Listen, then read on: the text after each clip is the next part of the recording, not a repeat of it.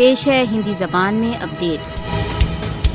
Synchronisation ने भारत की न्यायिक व्यवस्था तथा सशस्त्र बलों सहित सभी संस्थाओं को प्रभावित किया है।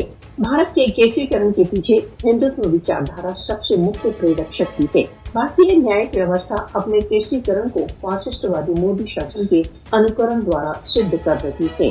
मोदी के प्रधानमंत्री पद पर सत्तारूढ़ होने के पश्चात भारतीय न्यायिक व्यवस्था का बहुत अधिक केसरीकरण हो गया है। भारतीय व्यवस्था के समक्ष जब भी मुसलमानों से संबंधित कोई केस आता है, वह मोदी सरकार का पक्ष लेती है। हिजाब तथा बाबरी मस्जिद ध्वंस के केसों ने पहले ही सिद्ध कर दिया है कि भारतीय न्यायिक व्यवस्था हिंदुत्व विचारधारा को प्राथमिकता देती है। भारत का केसरीकरण हिंदुओं तथा हिंदू जीवन विधि को स्थापित कर रहा है।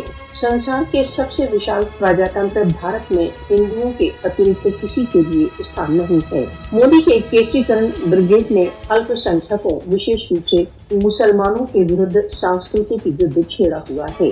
भारत में अल्पसंख्यकों की आजादी, जीवन, सम्मान तथा धार्मिक स्वतंत्रता हिंदू अतिवादियों की दया माया पर है। मोदी शासन भारत को एक हिंदू राज्य में परिवर्तित करने के लिए इतिहास को तोड़ने मरोड़ने का प्रयत्न कर रहा है। भारत के केसरीकरण के एक भाग के रूप में बीजेपी शासन मुस्लिम मूल के सभी नगरों व स्थानों के नामों को बदलने की योजना बना रहा है। केसरीकरण के न केवल भारत वरन संपूर्ण विश्व पर विनाशकारी प्रभाव होंगे। भारत को एक फासिस्टवादी तथा केसरीकृत राज्य बनने से रोकने के लिए विश्व को सचेत हो जाना चाहिए।